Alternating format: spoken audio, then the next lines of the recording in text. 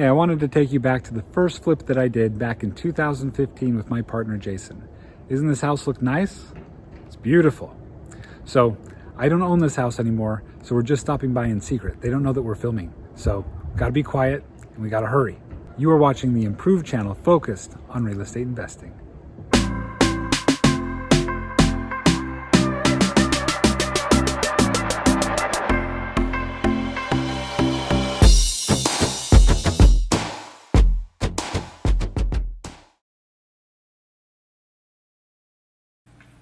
I'm really excited to talk to you about my very first flip. But first, let me give you a little backstory so you understand a little bit about where I'm coming from.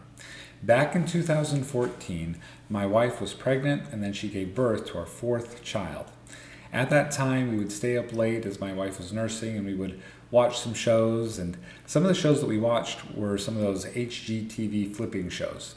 And it was really fun to kind of see how these people would take an ugly property and they would turn it into this beautiful property, and how they made tons and tons of money doing it.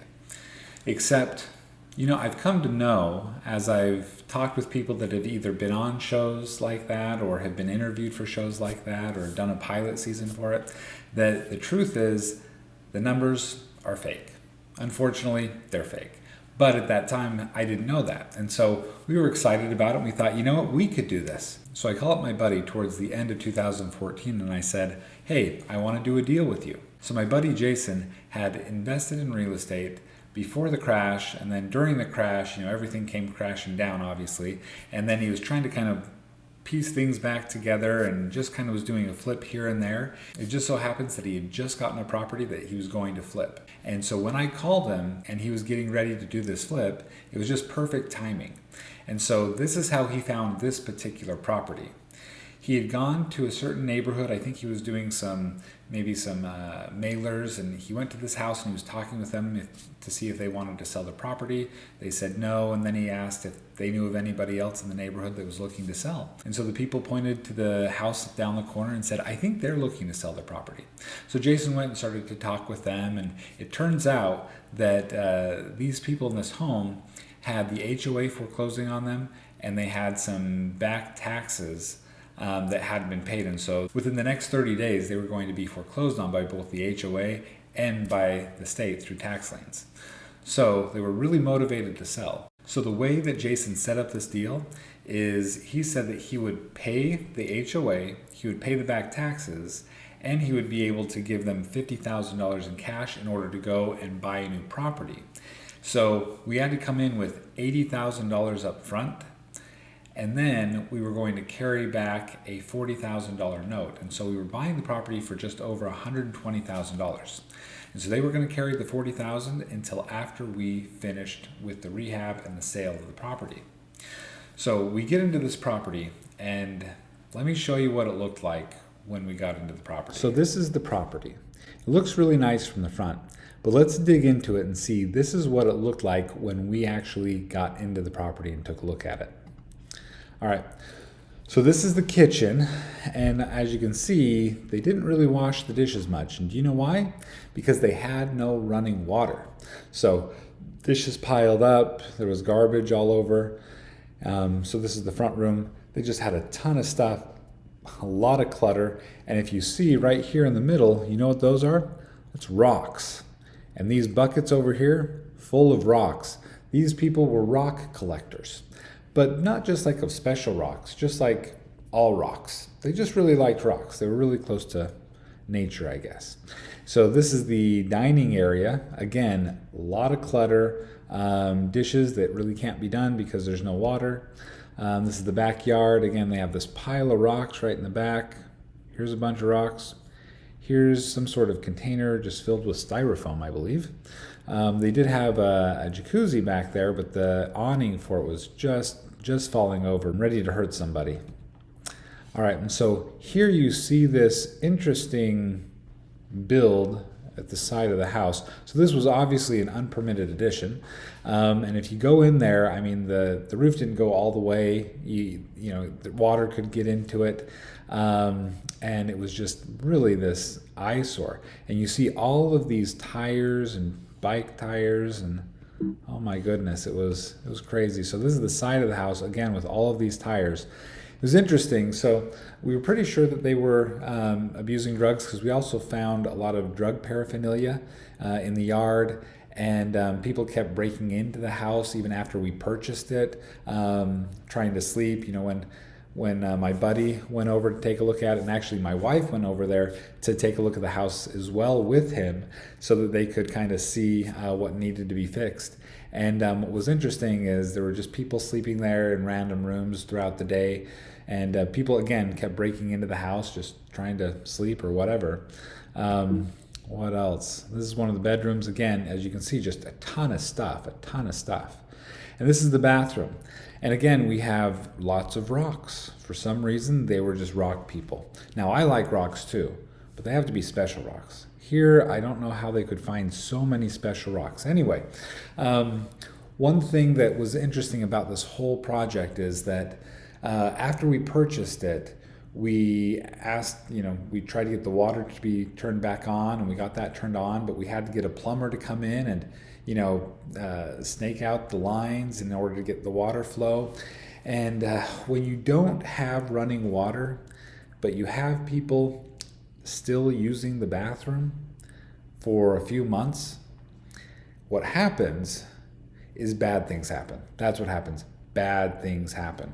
So the plumber came in, looked at it, and told us that he was going to be right back.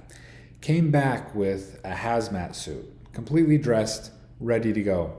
And he's going and he's snaking it out. And he said that this was the worst job that he had ever been on in his life. And what was happening is as he was snaking it out, he starts to get a little queasy, almost vomiting in the hazmat suit. It was awful. And so we were able to get it cleaned up. So eventually everything kind of started flowing again. So that was good. So let me go over the pictures of what the property looked like after we rehabbed it. Okay. So again, here's just a picture of the front. It's the same as the last picture. Again, this is what this kitchen looked like, and then this is what it looked like after we rehabbed it, put in a new faucet, new sink. This is the front room. This is what it looked like after we had gotten rid of all the garbage and painted it, put new carpet in there. Again, the dining area, that's what it should have looked like if it had been cleaned and taken care of. The backyard, this is what the backyard looked like after we put some sod in there. Again, there was just so many rocks there that we just kind of tried to, disperse the rocks where we could and maybe decorate a little bit with the rocks, but there were a lot of rocks. Again, they had that unpermitted addition. We had to take that down. And with all of the tires, we had to get rid of all of the junk in the backyard. So that's what it looked like with all of that gone. What else? And then you see this bedroom just full of stuff. Obviously, once you remove it, it looks like a normal bedroom. So there were times during the rehab that people kept breaking back into the house. And so in order to protect our new asset, and again, this was my first flip property, and so I didn't know exactly how everything was supposed to go. But because people kept breaking back into the house, Jason and I decided, well, we need to stop this. And so we actually came and we started camping out in the house. And so we brought our sleeping bags and mattresses and came in. And so we would stay there and at nighttime and watch shows and things like that, trying to protect the house at night. And it was a really, really fun experience. To be honest with you, it was awesome. Looking back on it now, it may have been a little dangerous, but I guess I wasn't thinking about that at the time, and everything turned out okay. Except for the fact that somebody did come back in and break into the backyard, and they stole the barbecue out of the built-in barbecue structure. So that was frustrating. We had to go and find a new barbecue. It cost us $300 to get that replaced. So here are the numbers for this property. We bought the property for $80,000 up front. The seller was carrying a $40,000 note. As we got into the property and started rehabbing it, the rehab ended up being about $23,000. The seller started to get impatient because the property hadn't sold after a month of us owning it. Of course it hadn't sold. We weren't even finished with the rehab. But they started to get impatient. They started asking when we were going to get it sold, if they can get that money back quicker. And so Jason and I talked about it and we decided, well, what if we were to offer $30,000 in order to pay off their $40,000 note? So Jason gave him a call and said that the investor was willing to pay $30,000 to pay off that $40,000 note. And at first they said, no, we'll just wait, we'll wait. Then like a week later, they call back and say, okay, yeah, we'll take the $30,000. So we were actually able to get the property for $10,000 less because the seller was so impatient. And the truth is, we did end up selling it just like a month later. If they had waited, they would have been able to get $10,000 more. Anyway, we were able to sell this property for about $195,000. So our total purchase was about $110,000. Our rehab was about $23,000. So we were all into it about $133,000. Now, I was just the hard money lender on this property. In fact, I was just learning how to do this. And so I lent on the property and I got to participate in the whole thing.